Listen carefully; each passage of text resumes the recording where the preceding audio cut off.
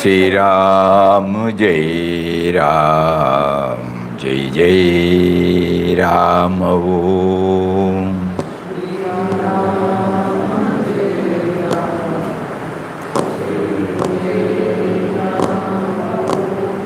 Shri Ram, Jai Ram, Jai Jai Ram Om.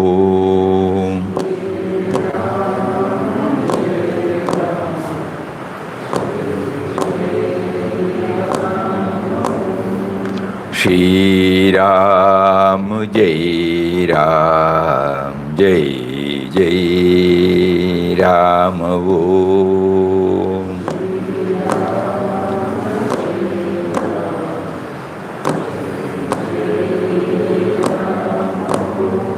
Shri Ram, Jai Ram, Jai Jai Ram Om.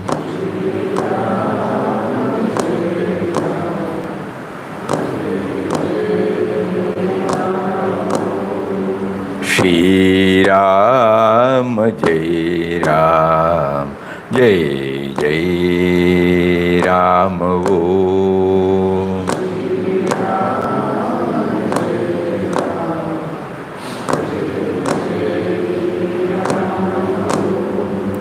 Shri Ram, Jai Ram, Jai Jai Ram Om.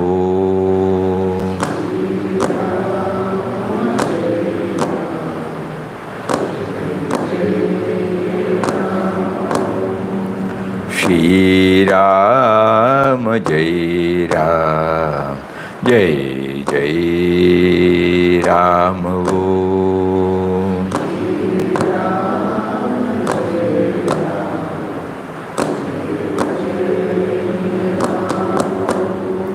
Shri Ram, Jai Ram, Jai Jai Ram.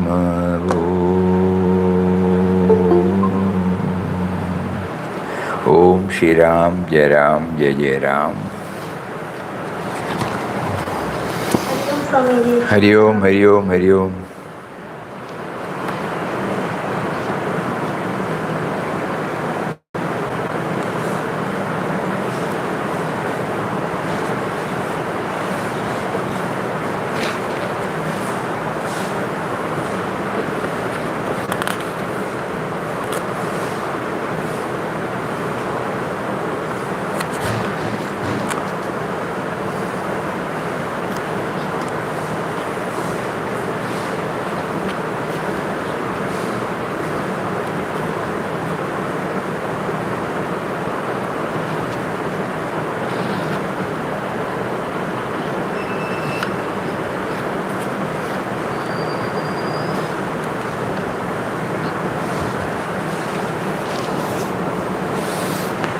Again, continuing the Uddhava, advice to Uddhava, no?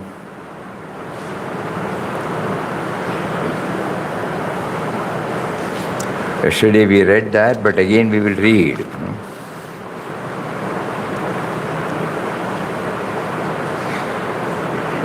Once again, Uddhava asked him to briefly describe the nature of jnana and bhakti. The Lord replied, Jnana or knowledge is that which sees the One. That which sees the One Supreme Consciousness impregnating all creation from Brahma the Creator down to the smallest of His creation. When that permeating substance is seen, to the exclusion of all changing modes, then that understanding is known as jnana.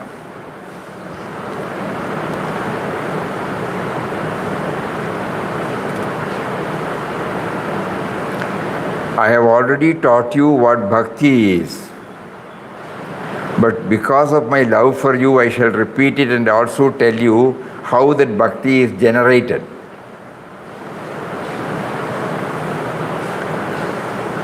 Recital of my names, steadiness in my worship, diligence in the service of my devotees, remembrance of my presence at all times,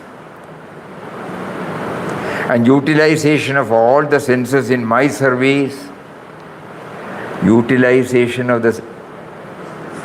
all my senses in His service. You know.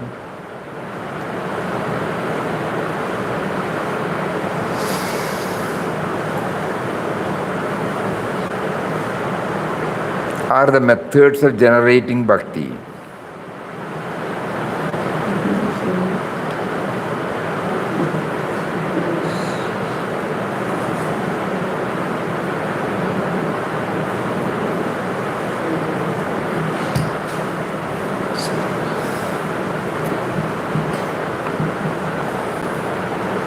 Recital of my names, steadiness in my worship, diligence in the service of my devotees, remembrance of my presence at all times, utilization of all the senses in my service are the methods of generating bhakti. O Uddhava, the senses have been given with a special objective, and that is to worship me, the divine in all things. The hands are to be used to offer worship to me in the form of service to all creations. The eyes to discover my beauty in all creation. the nose to smell my perfume in all the things, the ears to hear my sanctifying accounts of my glories, and the tongue to taste the divinity in all food, and to extol me through speech, song, and hymn.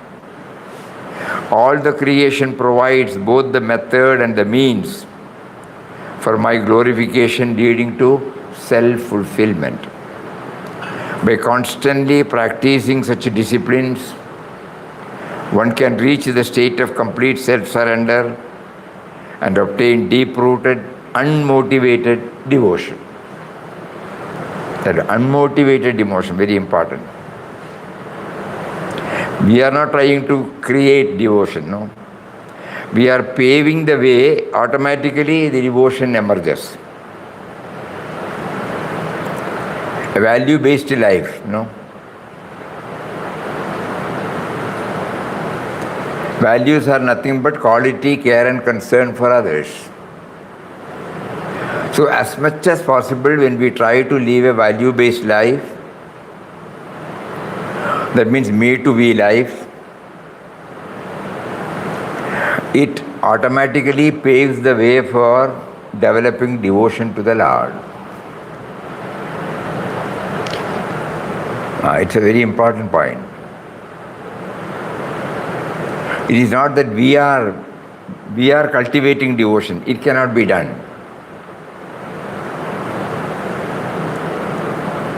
Devotion is there in our heart, but at the moment the devotion is given to so many other things except to Him. So when we try to lead a value-based life where the self-centeredness becomes less and less, and we become free from the clutches of the senses, automatically it helps for the emergence of devotion in our heart. Values are what he said. The hands are to be used to offer worship in the form of service to all my creatures, Eyes to discover my beauty in all creation. That means we are not treating anybody as separate. No likes and dislikes, no rights and wrongs, no pairs of opposites. Everywhere we are to see the beauty of His creation. The nose to smell my perfume in all. Papa used to say, service is the perfume of life, Service is the perfume of life. So apart from these words, word meaning, we must try to go deeper into this. It's a wonderful discourse. Uddhava's advice to Lord Krishna, if you go through it again and again and again, it gives us more and more clarity. So when we lead a value-based life where the me to we is predominant, where the me to we is predominant, me to me is becoming less and less through quality, care and concern for the co-creation, automatically it paves the way for the emergence of bhakti in our heart. In other words, if we limit it to purely worship alone, probably we may have some temporary, momentary joy. Just like when we go to temple, yesterday as we said, we have traveled a lot, we have spent a lot, and we wait there in the queue, and finally for a minute or two we get the darshan of the deity. We are very happy for that moment. But afterwards, as soon as we move from the sanctum sanctorum, our whole mind is fully preoccupied with the usual anxiety. Whatever we had prior to meeting Him, it comes back to us in its fullest form. We have not been able to hold on to that. No? That experience which He gave us when we were in front of the deity, we are unable to hold on. And we don't bother also. Again, after some time we may go. This is not what is meant here. That bhakti is not, though it is bhakti, that bhakti is not the real bhakti in the sense we are not extending the same love and reverence to His creation. So here Uddhava is trying to bring that if you worship me, you should equally worship my creation. The ears to hear the sanctifying accounts of my glories, the tongue to taste the divinity in all food, and to extol me through speech, song and hymn. By constantly practicing such disciplines, such values, one can reach the state of complete self-surrender and obtain deep-rooted and unmotivated devotion. Jnana, he explains, the jnana is the knowledge is that which sees the one supreme consciousness impregnating all creation from Brahma the creator down to the smallest of his creation. When the permeating substance is seen, when the Atman is recognized in everybody, to the exclusion of all changing modes. We are trying to see the changeless in the changing modes.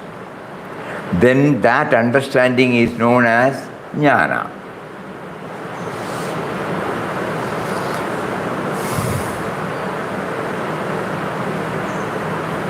So as spiritual aspirants, if he can develop simultaneously these both,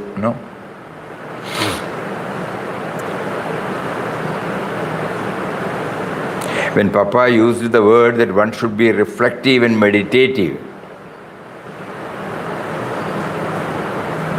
reflective and meditative of what? Of the common factor in all of us, the Atman. And then to be of service to his creation. Because we have identified, the common factor in everybody. So now we are praying to him, bless us with this state of mind.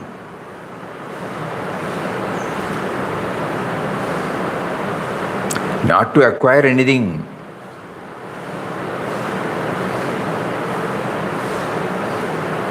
You are there,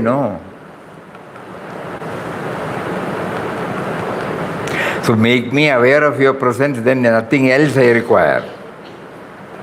Because then you will make this instrument for the purpose for which you are given. In between I forgot about it and I assumed that I am to decide.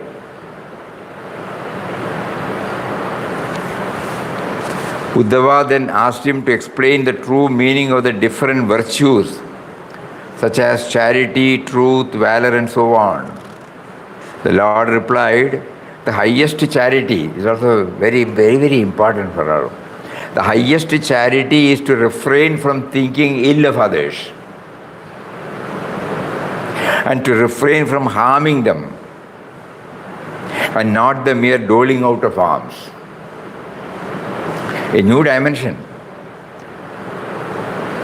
Normally we have some concept about charity. Here Uddhava gives it very beautifully. Lord Krishna, while answering to Uddhava, he is clearing to us, real charity is what?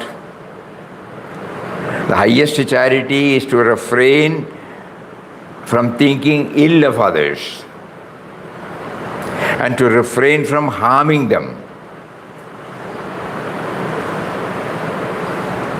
Truth is to see God in everything. Dharma is the greatest wealth. Code of conduct, Heroism lies in the conquest of one's own mind and lower nature and not in the killing of enemies.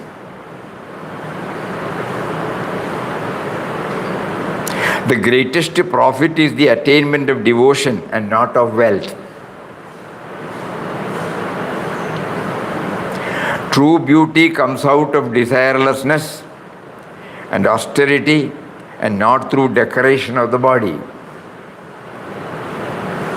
Hell is not a region but the dominance of the quality of tamas. The greatest relation is the Guru, and he is none other than the Lord. The wealthy person is one who is rich in virtue, and pauper is the greedy one who is never satisfied whatever he might have. The house is the human body, and its master is the one who is free from attachment to it. The house is the human body, and its master is the one who is free from attachment to it. The slave is the opposite. Thus, in brief, O Uddhava, is the description of good and bad, but know that real virtue lies in transcending these opposites. Immediately, Uddhava took him up on the statement. The scriptures teach us to distinguish between the two. So when you say that there is no distinction, I am confused. Pray, enlighten me.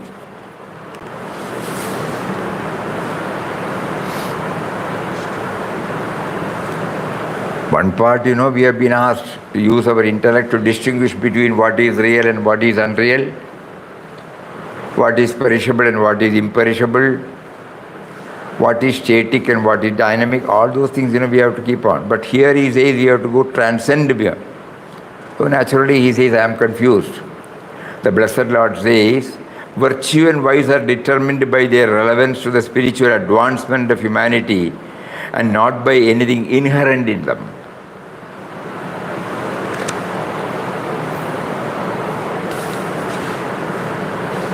The system of determining actions and objects as good or bad has been laid down in the scriptures in order to check humanity from the pursuit of the animal instincts.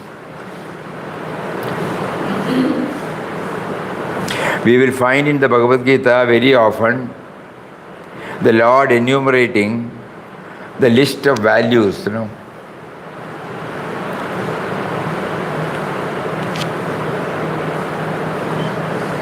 that will help us in our spiritual journey. Chapter number 12, chapter number 13, chapter number 16, chapter number 2. There it is conspicuous.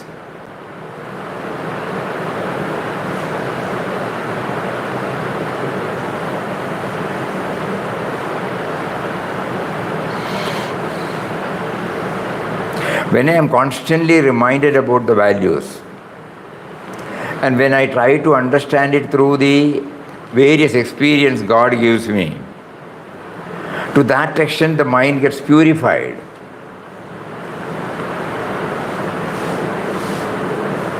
When I find somebody is compassionate, it is because of the compassion in me gets kindled, Think. So when there is goodness, when we see goodness in others, the goodness in us is automatically kindled.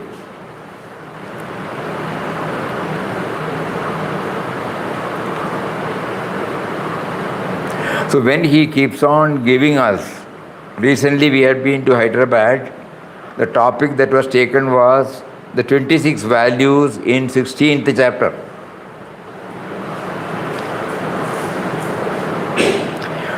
It is due to paucity of time, we couldn't handle all this, excepting write-up and reading out. But we picked out 8 values from it and then shared one anecdote with it.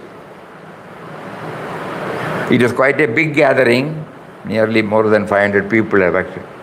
But when after the anecdote was shared, after a few moments, we said we will have a recap.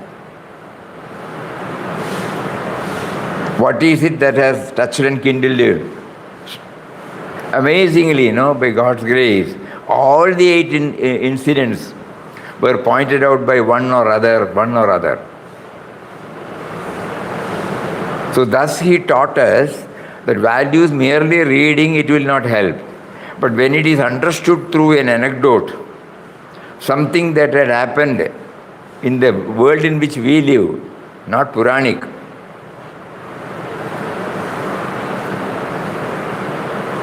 So then how is it that they were able to remember what we had shared? Because it was able to touch and kindle the same values in them. That is the purpose of this Satsang.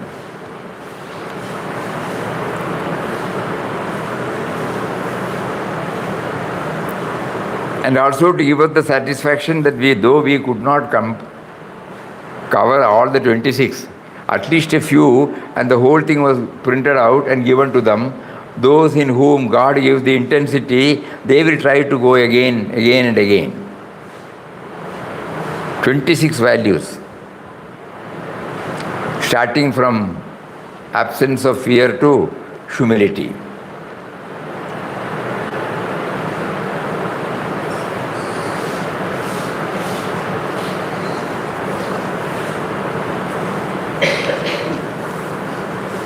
So in order to, all these have been, the system of determining actions and objects as good or bad has been laid down in the scriptures in order to check humanity from the pursuit of animal instincts. Some of these rules are meant to help in spiritual progress, some are relevant for practical reasons.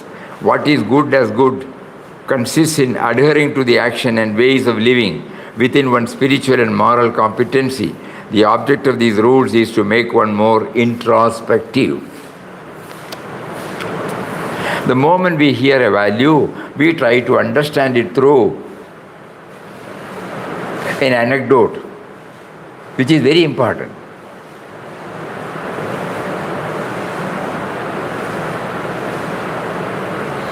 Otherwise it becomes bookish knowledge, textual knowledge. We hear, we will forget. But if it is revealed to us through an anecdote, drawn from the contemporary life,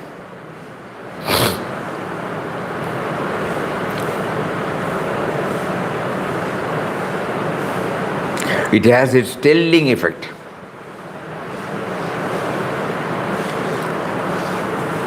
They can apply only to certain situations dictated by time and place. What is right in one context can be wrong in another. For instance, not to care for the home and family is wrong for the householder, but right for the sannyasi. An act that is a sin for a person of moral elevation need not be so for a fallen person or for one in a low state of evolution who is ignorant of the rules. The person who is already fallen in the mud cannot have a further fall. The fall is for one who is high up. The lesson to be learned from this non-rigid nature of dharma and adharma is that people should come to realize the impermanent nature of the external world, slowly try to retire from the pursuit of material desires and fix their mind on the supreme reality. To the extent that one is able to do so, to that extent one will be free. If a person practicing sadhana happen to commit something of a sinful nature, that sin should be burnt by the power of spiritual communion and not by the accepted code of penances. O Uddhava, this body is given for the purpose of attaining me. By practicing the 3 yogas prescribed by me, jnana, karma and bhakti, one will be able to attain the highest through this body alone. But one should bear in mind that this body is mortal. So a person of discrimination should strive constantly to realize the goal before being overtaken by death. Birds may perch on a tree, but when they see that the tree is being felled, they quickly change to another that is safe and unshakable. So also the tree of life is ever being chopped down by that master chopper, time, before it is completely felled. Those with wisdom will take their seat at my feet, which is firm and unshakable. The frail barque of your body may get wrecked by the mighty waves of anger, greed, passion. Attach yourself to me, therefore, and I shall take you across to the farther shore. In the form of your Guru, I shall come and be your captain. Mark your course, set your compass in the right direction. Then Uddhava questioned him about the phenomenon of death. And the Lord answered, the mind, the five senses and the tendencies derived from karma constitute subtle body. This is what transmigrates from body to body. The mind of the dying man, swayed by his own actions and their impressions, thinks intensely of the outstanding experiences and attachment of his life. Consequently, he feels that he has entered a new body that has manifested itself by the very intensity of his thought. With the coming of the consciousness of the new body, there is complete oblivion of the old one and its history. On account of the intensity of attraction to the new body, the memory of the old one is completely effaced. Death is the complete forgetfulness of the old body, and birth is the complete identification with the next body. How this happens can be understood from the study of the dream state. In the dream state, the jiva becomes completely oblivious of its waking body, gets identified with its dream body. The flames rising from a fire and the water flowing down a stream are all being subjected to change, though we may not be aware of it. So also, time is subjecting the bodies of all creatures to the aging process. The Atman is the witness to these changes of birth and death of the body, but it is not subject to these processes. A man may observe a plant and note all its changes from sprout to sapling, to tree, and eventually its decay and degeneration. But it's totally different from all these states. So also the Atman is the knower of the body and its transformations, and not a partner between them.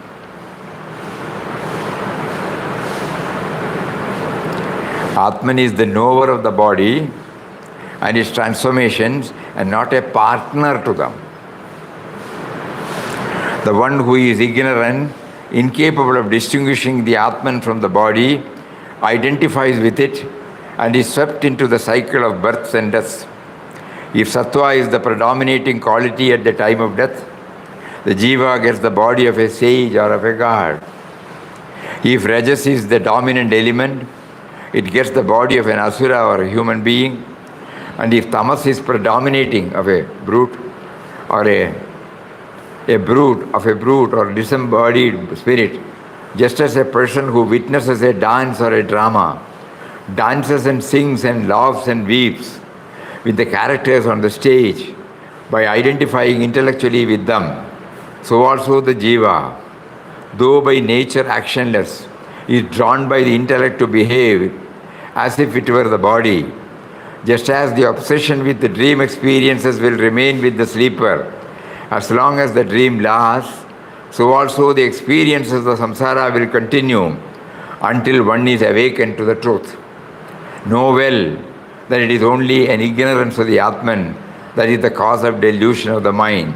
So however you might be subjected to abuse, insult, ridicule, calumny, or do not allow yourself to be shaken from your convictions. Remain calm within yourself.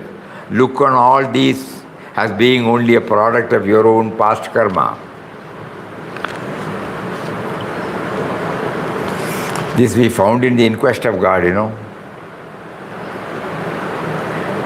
Though Papa was subjected to go through the various adverse circumstances in our language, there was no murmuring, no complaining, no mumbling, nothing was there. Every situation was accepted with cheerfulness. He was also like us, a human being. So now we are trying, we are praying. You give us the same, if not the same, At least something of it, where I am not tossed hither and thither. You are subjecting me to go through these types of experiences in my life. And when I fully identify with it, I become sorrowful, sad, depressed, dejected, frustrated. But by reading all these things, you make me to understand that it is all a product of my own karma. Then I do not react. I do not have to blame anybody for this because I am responsible for this. My previous karma is bringing me all these things. Very difficult for us to accept, but let us try, let us try. Very difficult. When somebody, in our language, for no fault of ours, suppose somebody criticizes, to accept it as my own karma is the tallest order, no doubt. But through Uddhava, Lord says that is the truth.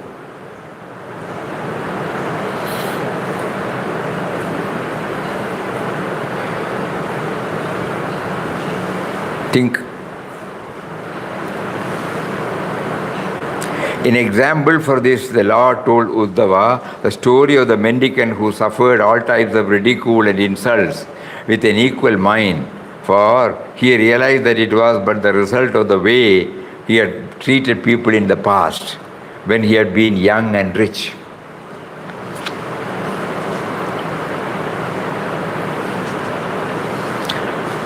We had shared one anecdote somebody shared with us. In the Mahalakshmi temple of Mumbai, one emaciated person was sitting there for alms. So somebody bought some eatables and gave it to him. Immediately he saw a dog there. He went near the dog and opened the packet and gave it to him, gave it to the dog. So the person who gave him came and asked him, I gave it to you because you look totally emaciated, tired. You have not had your food. You know what the man said? In the last Janma, I was like this dog, This dog has become a dog because it was only eating for itself. So I am in this state now because of the karma I had done. So when I get something, if I share it with co-creation, the influence, the dominance of the karma, I can't be exempted from it, but its impact will get reduced. That will prepare me for the next birth. And the dog also will. Because when it is hungry and when it is given the food, in the next birth it will also reciprocate. You see the difference,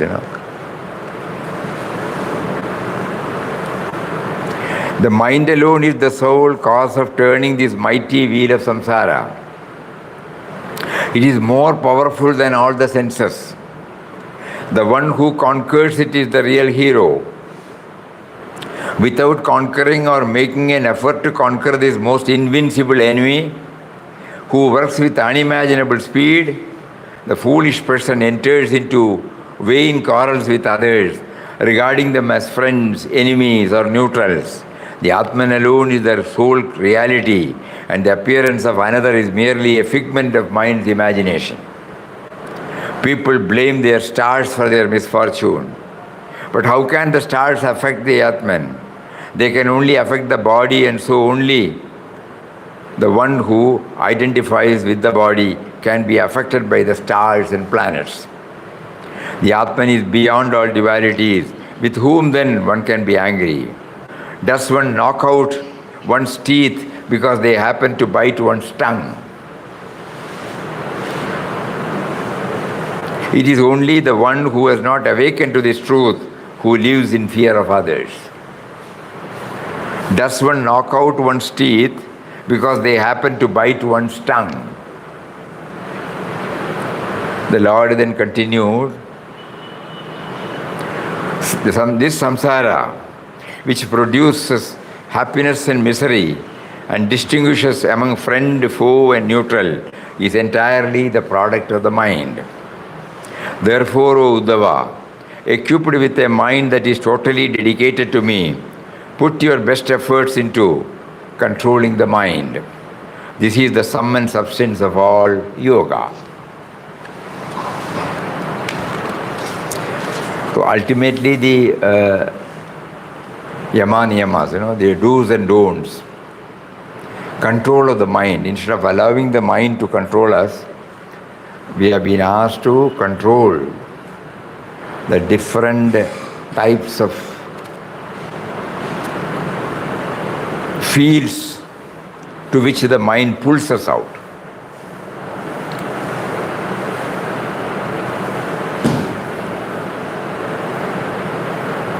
So today in the readings, 3-4 points. Something about bhakti, something about jnana, something about values, something about our karma, and finally something about control of the mind.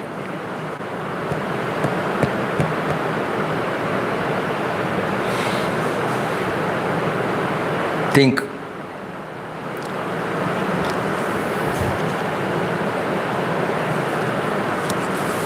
Let us try, to what extent we have been able to assimilate or absorb or understand. Otherwise, it will be a reading session. We don't want this session to be a reading session. So, very important points, very different facets of spiritual journey have been touched here. Through Uddhava, the Lord answers.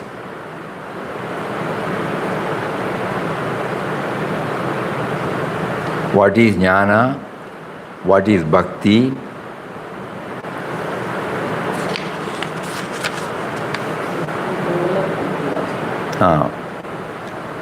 What are values?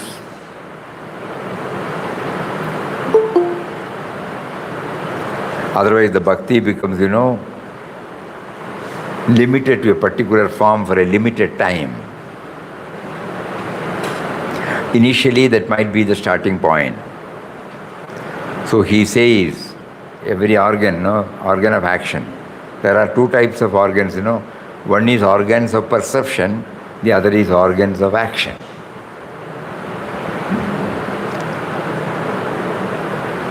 Through the 5 organs of perception, the eyes, the ear,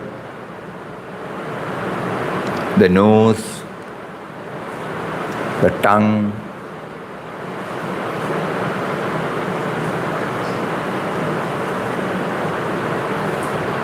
and what? And the skin. These are the 5 sense organs through which we understand, we come to perceive the world outside. And there are 5 organs through which we react. So many have been taken out here. Hands are to be used for the offer of worship in the form of service to our creation. Eyes to discover my beauty in all creation. Nose to smell my perfume in all things. Ears to hear the sanctifying accounts of my glories. The tongue to taste the divinity in all food. To extol me through speech, song and hymn.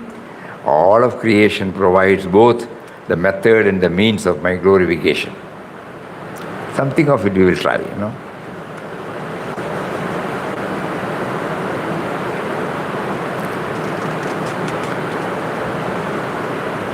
So bhakti becomes bhakti only when it is expressed in the form of love for his creation.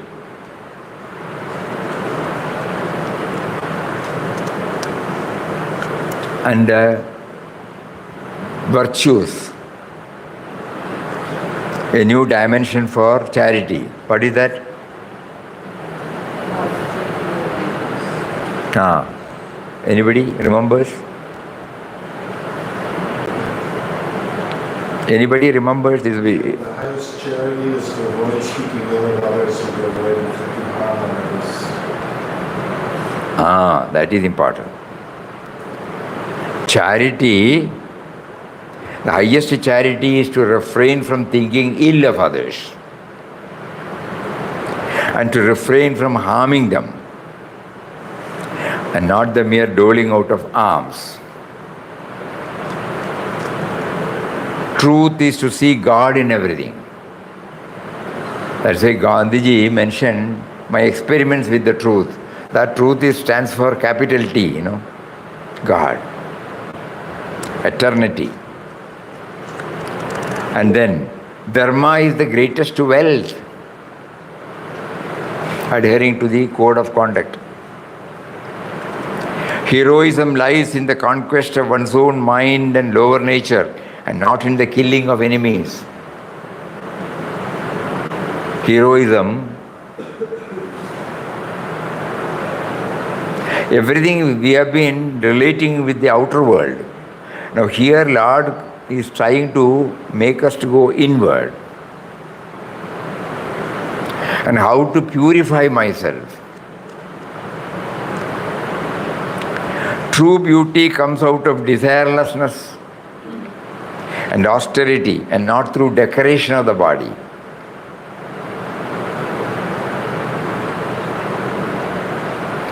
Papa used to say the inner beauty must reveal itself in outer conduct, A loving person, yes.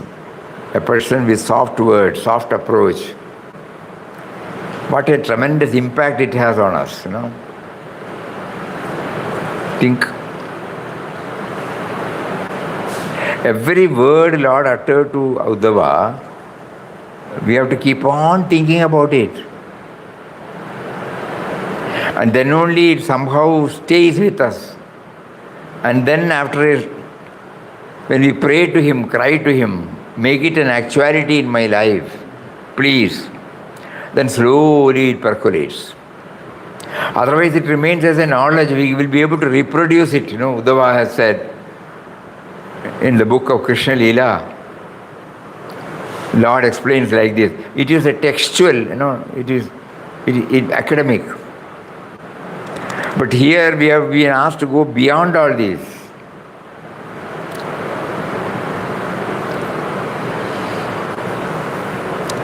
The greatest relation is the Guru, who is none other than the Lord.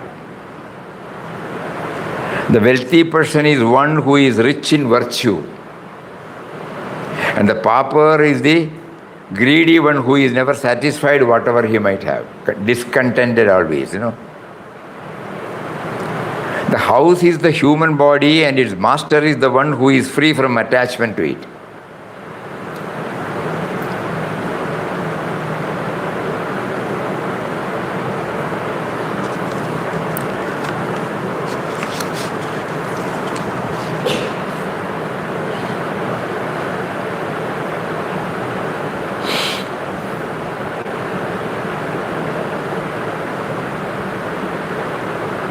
O Uddhava, this body is given for the purpose of attaining me. By practicing the three yogas, jnana, bhakti and karma, one will be able to attain the highest through this body alone.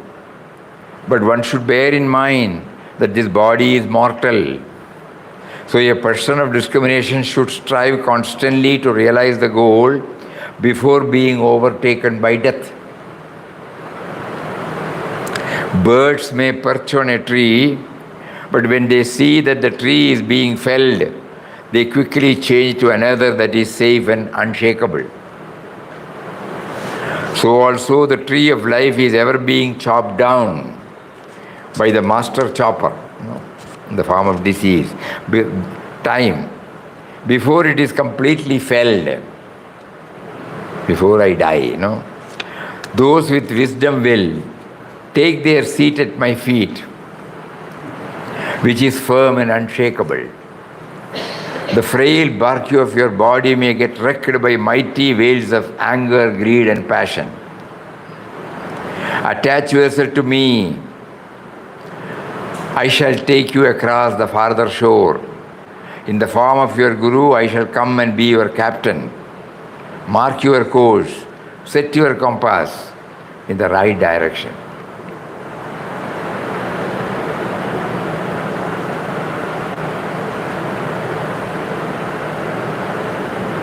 So this urgency also is to be felt, Death is waiting around the corner, we don't know. At any time it may pounce upon us. So before that happens, we have been asked to establish our contact with Him in any form that is suitable for us.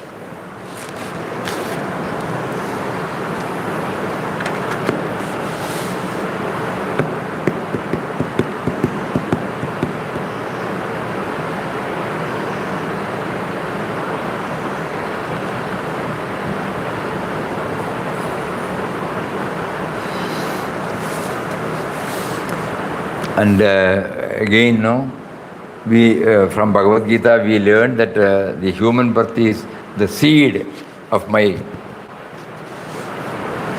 origin, the seed. It is given by God in the form of life, in the form of awareness, in the form of intelligence. But the body-mind intellect complex, it is the product of my own karma, and which is subject to decay, disease, and death.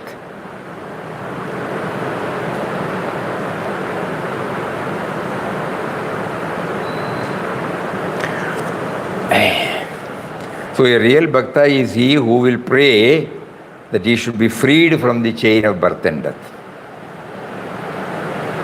So for that I have to clear all the accumulated vasanas in me, those which are responsible for the new birth, after this body. And I become one with Him. So when this body has been given, body, mind, intellect has been given according to my previous, He has also given us a sense of freedom, where though we may be suffering the effects of our previous karma, we will not accumulate any more. That's why He said, so however you might be subjected to abuse, insult, ridicule, calumny, do not allow yourself to be shaken from your convictions. Remain calm within yourself. Look on all things as being only a product of your own past karma. If I start reacting, then again the account is continued. We have to close the accounts, Elsewhere in Bhagavad Gita, He says, Mamupetya spunar janmam, dukhalayam ashashvatam. Then when I get convinced about this, I have been watching this world of the transient world. I should be free from this. So for that, the Lord says through Uddhava, we somehow try to bring in that He is behind everything. He is there. But for Him, I am not there. Even to accumulate all these vasanas, or I need a human birth. And the human birth is a gift of Him. It is a precious thing. Devanugraha hetukam, In Vivek Chudamani, he says that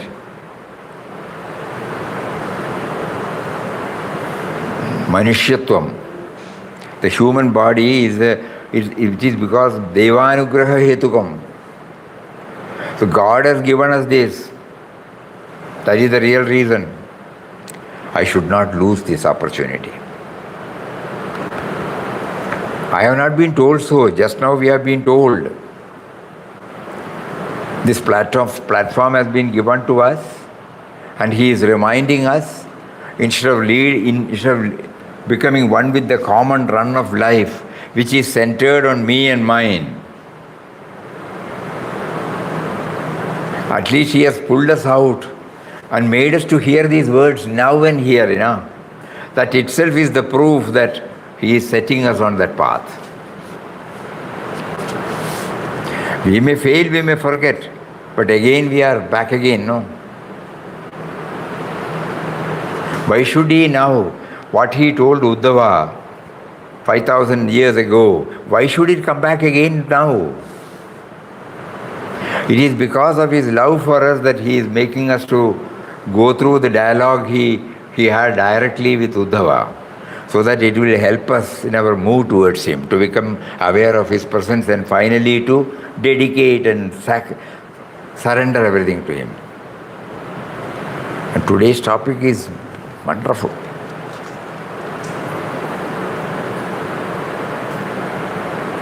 Time is subjecting the bodies of all creatures to the aging process. The Atman is the witness to these changes of birth and death of the body, and it is not subject to these processes. Atman is the knower of the body and its transformations, and not a partner to them.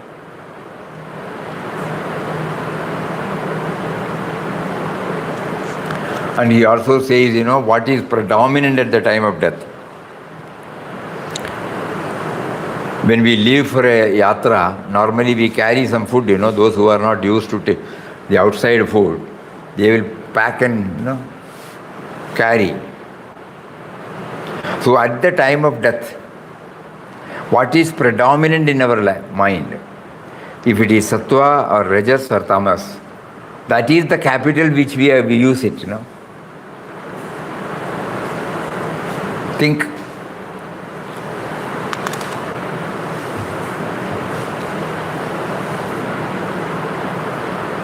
If sattva is the predominating quality at the time of death, the jiva gets the body of a sage. Something we have done in our previous birth. That is why we are all today hearing the words of wisdom of the Lord, Instead of spending the time of this 1 hour elsewhere, what is it that has drawn us? It is purely because of His grace and grace and grace alone, and His love for us. Sattva. And he also says, when rajas is predominant, what will happen? Tamas is predominating, what will happen?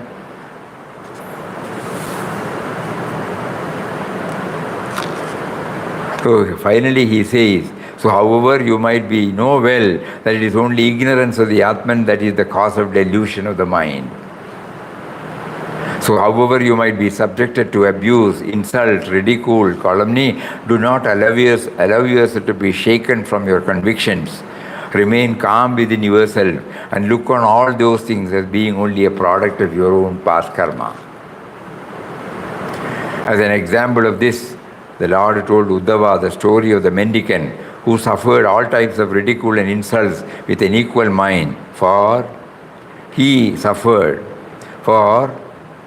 realized that it was but the result of the way he had treated people in the past, when he had been young and rich.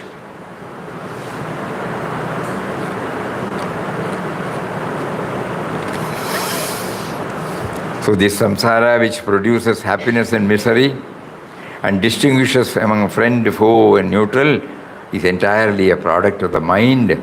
Therefore, O Uddhava, equipped with a mind that is totally dedicated to me, put your best efforts into controlling the mind, thus the sum and substance of all yoga.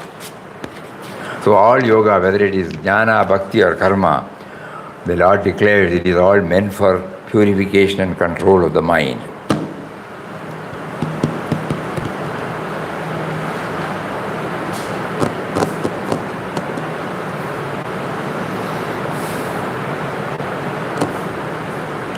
Let us try to absorb as much as possible,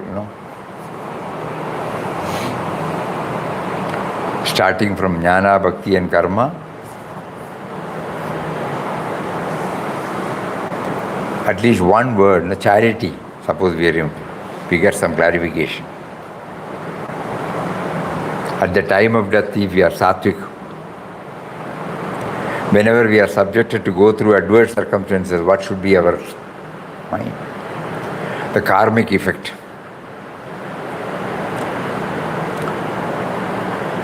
So many such values help us.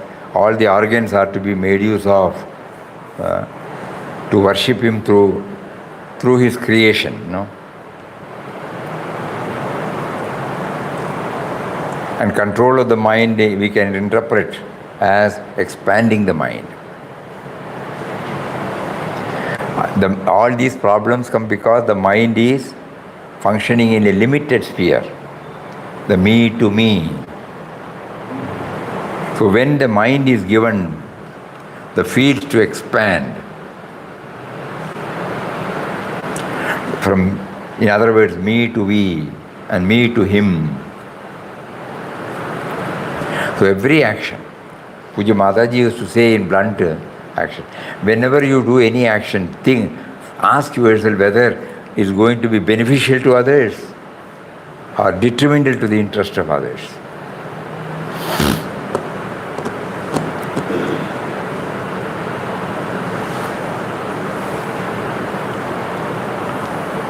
So 5,000 years ago when Lord Krishna conveyed all these to Uddhava, that says Uddhava Gita, no? How many times we read, even again we will not be satisfied. Because each day, when we read it, we reread it, we try to unearth something that is related to our life. Then we realize it is not what had happened 5,000 years ago. It is what is really happening in our life. And there is something for us to take from those teachings so that our journey becomes purposeful, successful, and peaceful and blissful. May He who has facilitated all these thoughts to fill our mind enable us also to eke out the maximum out of these and make our life moving towards Him. Hari Om. Om Shri Ram, Jai Ram, Jai Jai Ram.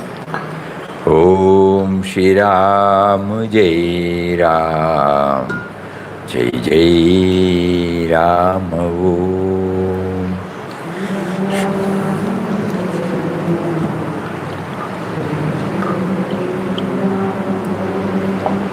Shri Ram, Jai Ram, Jai Jai Ram. Om.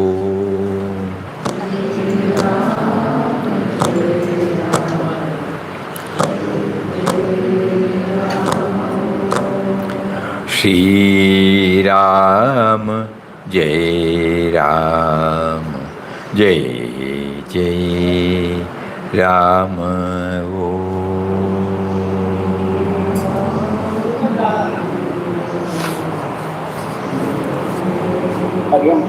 Hari Om, Hari Om, Hari Om to everybody. Hari Om. Pranam, Pranam, Pranam.